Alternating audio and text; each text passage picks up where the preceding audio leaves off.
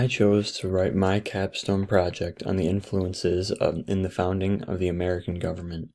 I think this topic is very interesting because I think our founding fathers had a lot of different influences from all over the world from many different eras in creating our American government.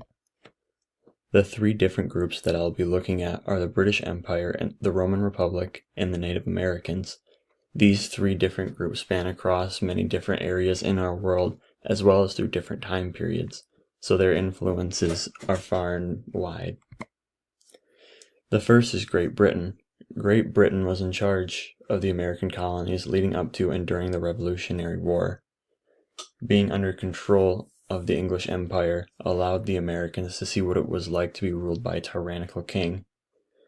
They also saw what it was like to have no representation, with the motto "no taxation without representation" being a huge driving force in the Revolutionary War.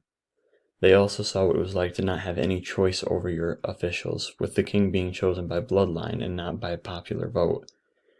These three things showed the Americans what not to do with their government, to ensure that there wasn't a tyrannical leader leading them and that they had choices over who they wanted leading them.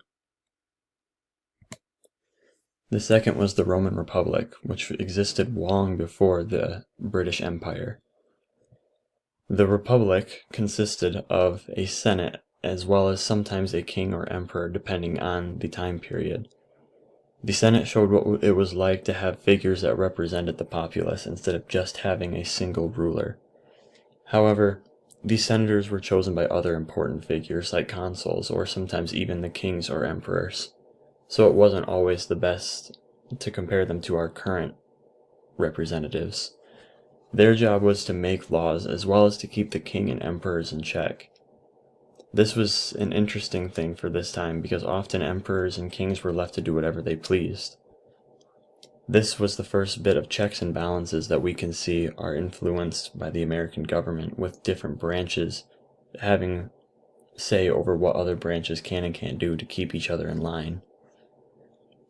Even though our Congress doesn't follow these ideals too closely, the idea of having people that represent our citizens is a very vital part of our American government. Lastly are the Native American tribes. When Christopher Columbus first landed in America, they were greeted with the Native Americans, and throughout most of our history, Native Americans have held the American government. I think one of the greatest ways they have helped the American government is in founding them. Native Americans follow something called the Great Law. The Great Law was a way that Indian tribes treated themselves and each other as a sort of governance. The main points of this governance was that tribal leaders were working for their people, not using their people to do what they want. They could even go through a process similar to impeachment, where tribal members could get rid of their chief if they thought he wasn't working for them good enough. Native Americans also valued freedom of political ideology as well as religion, which is something we see in our own government.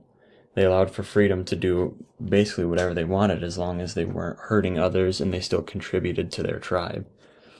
While we as Americans don't follow these rules as strictly as Native Americans did, we can definitely see where their inspirations came from. In conclusion, we learned a lot from Britain about the examples of powerful leaders and what it was like to be under tyrannical rule. Learning from Britain, we saw what not to do, especially with our government, and how we could maintain peace and freedom in our country.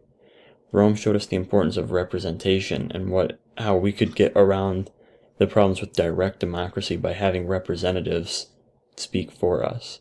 It also showed indirectly how elected officials are a great way to make sure that our representatives are what we want and not what the government wants, and keeping corruption out of our government.